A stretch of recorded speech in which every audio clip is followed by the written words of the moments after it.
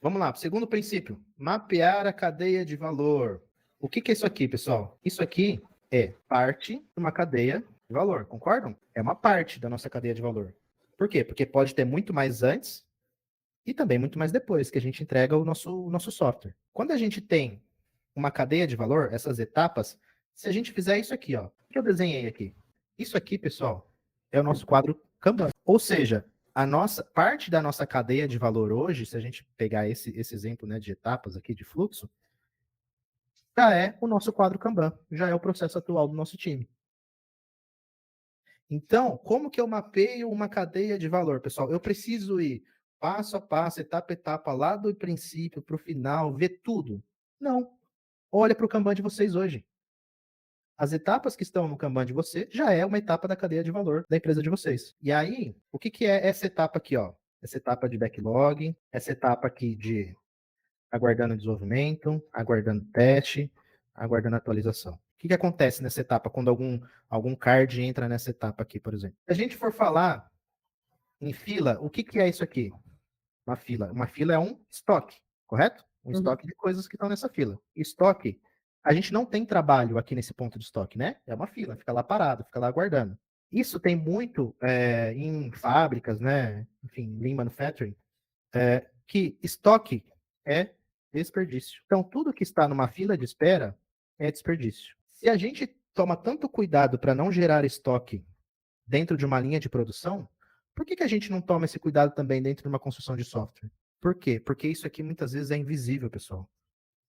E se a gente começa a colocar a cadeia de valor de forma visível, mapeado, por exemplo, dentro de um quadro Kanban, a gente traz a gestão visual e a gente começa a olhar para filas, a gente começa a olhar para estoque, a gente começa a olhar para lugares de desperdício. Quando a gente fala do conceito de Lean, é o quê? É justamente tentar eliminar essas filas, eliminar esses desperdícios, tá? Ou deixar ela o menor possível. E aí, nesse tempo aqui, a gente tem trabalho, né?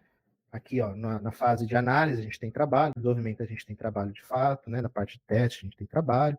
E aqui o pronto é pronto, né? Está entregue. Essas etapas aqui, existe um valor agregado nessa etapa, por quê? Porque a gente está trabalhando em cima dela, né? Há uma construção em cima disso. O que é lead time? Ou seja, se a gente pegar o nosso exemplo aqui, é o ponto que eu me comprometi aqui, né? Que está aqui de análise, até que eu entreguei do pronto. O que é o cycle time? O cycle time, pessoal, é cada uma dessas etapas. Eu posso falar que a análise tem o seu cycle time, eu posso falar que desenvolvimento tem seu cycle time, eu posso falar que o teste tem seu cycle time, é um tempo de um ciclo, né? De uma etapa do processo. Esse cycle time, então, o que eu posso dizer? Que o meu lead time é a soma de todos os meus cycle times. E aí, um ponto importante. Percebam que eu tenho tempos de desperdício e tempos de trabalho, tempos de valor agregado e tempos de não valor agregado, né? O cycle time, a gente pode ainda derivar ele em dois tipos de valor, vamos dizer assim. A gente pode falar que a gente tem o work time, que é o tempo de trabalho efetivo, e o wait time, tempo de espera. Então, na verdade, o meu lead time é a soma de N cycle times, que é dividido em etapas de trabalho e etapas de espera. Como que eu faço, então, para diminuir o meu lead time? Eu preciso eliminar as etapas de desperdício. E o que é a etapa de desperdício? As filas. As filas. Então, se eu diminuo o meu desperdício, as etapas do meu processo, onde há filas, há estoque, eu estou diminuindo esse meu tempo de espera. Em algumas vezes, se for possível, até eliminando. Ou seja, eu eliminar as minhas filas, eu olhar para os meus gargalos, meus estoques, eu consequentemente diminuo o lead time. Diminuir lead time é o quê? Aumentar time to market. Estou entregando mais rápido. Então, pessoal, quando a gente fala de justamente mapear a cadeia de valor, é o quê? Olhar para essa cadeia, fazer o mapeamento dela, ver quais são os pontos de gargalo, ver quais são os pontos de estoque, de fila, e tentar eliminar esses pontos.